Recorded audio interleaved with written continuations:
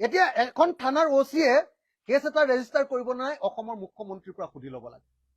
অৰ্থাৎ অসমৰ মুখ্যমন্ত্ৰী একেটা সময়তে মুখ্যমন্ত্ৰীও, অসমৰ গৃহমন্ত্ৰীও, অসমৰ ওচিও, অসমৰ এছপিও, অসমৰ ডিজিপিও আৰু অসমৰ গাঁওবুঢ়াও।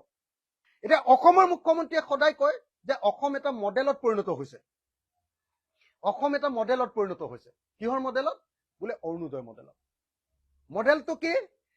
1250 টকাৰ অৰুণোদয়ৰ কাৰণে অসমৰ মানুহৰ, অসমৰ মহিলাবিলাকৰ আজিৰ দিনটোৰ আটাইতকৈ ডাঙৰ সপোনটো হ'ল 1250 টকাৰ অৰুণোদয় আঁচনি।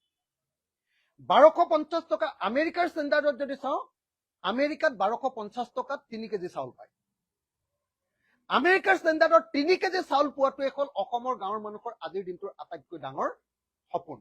মহিলাই অসমৰ আজিৰ দিনটোত অসমৰ গাঁৱলৈ যদি যায়, তেতিয়াহ'লে যদি সোধে যে খেতি কৰাক বাদ দি অসমৰ নতুন প্ৰজন্মটোৱে আটাইতকৈ বেছি কি কাম কৰে, সকলোৱে ক'ব যে মিস্ত্ৰীৰ লগত যোগালী বা দৈনিক মজুৰি। 1 নম্বৰ। আৰু 2 নম্বৰ কামটো কি কৰে? বেংগলোৰ, চেন্নাই বা কেৰেলাত গৈ চিকিউৰিটি গাৰ্ড।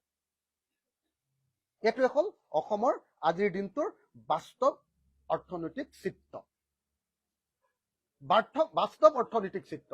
অসমৰ নতুন প্ৰজন্ম, তেওঁলোকৰ আজিৰ দিনটোত কৃষিক বাদ দি আটাইতকৈ ডাঙৰ ইনকামটো হ'ল দৈনিক মজুৰি বা মিস্ত্ৰীৰ লগত যোগালী।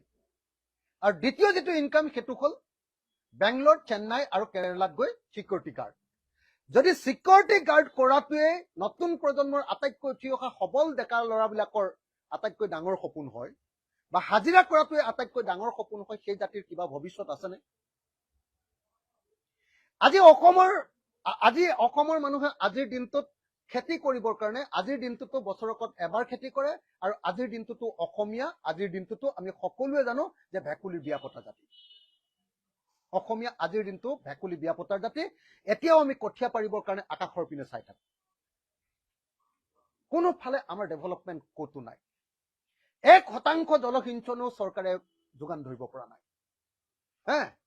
অসমক যি সময়ত আমি অসমৰ মানুহক অৰ্থনৈতিক উন্নয়নৰ কাৰণে আমি অসমৰ মানুহক প্ৰফেচনেল কৰিব লাগিছিলে, প্ৰফেচনেলিজিম শিকাব লাগিছিলে, পেছাদাৰিত্ব শিকাব লাগিছিলে, সেই সময়ত হিমন্ত বিশ্ব শৰ্মা চৰকাৰে অসমৰ মানুহক শিকাইছে আনৰ ওপৰত নিৰ্ভৰ কৰি চলা ৰাজ্য, আনৰ ওপৰত নিৰ্ভৰ কৰি চলা নীতি, হিতাধিকাৰী আঁচনি।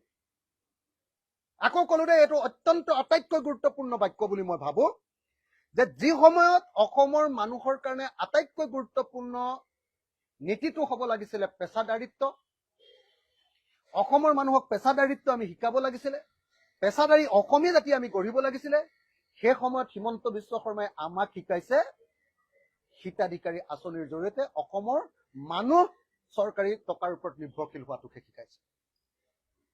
গতিকে এই ৰাজ্যখনৰ কোনো ভৱিষ্যত হিমন্ত বিশ্ব শৰ্মাৰ হাতত নাই। 1 জানুৱাৰী তাৰিখৰ দিনা অসমৰ মুখ্যমন্ত্ৰীয়ে যি ফুলাম বক্তব্য দিলে, এই বক্তব্য সম্পূৰ্ণৰূপে মিছা বক্তব্য, ভুৱা বক্তব্য। অসমৰ ৰঙীন ছবি যদিও তেখেতে তুলি ধৰিব খুজিছে, আচলতে অসমৰ অৰ্থনৈতিক অৱস্থা ভয়ংকৰভাৱে বেয়া। আৰু সেইকাৰণে এই মুহূৰ্তত আমি অসমৰ মুখ্যমন্ত্ৰী অসমৰ অৰ্থনীতিৰ ওপৰত এখন হোৱাইট পেপাৰ প্ৰকাশ কৰিবৰ কাৰণে আহ্বান জনাইছো। 1 জানুৱাৰী তাৰিখৰ দিনা পজিটিভ কথা কয়। হিমন্ত বিশ্ব শৰ্মাই 1 জানুৱাৰী তাৰিখৰ দিনা গোটেই বছৰটোৰ কাৰণে অসমীয়া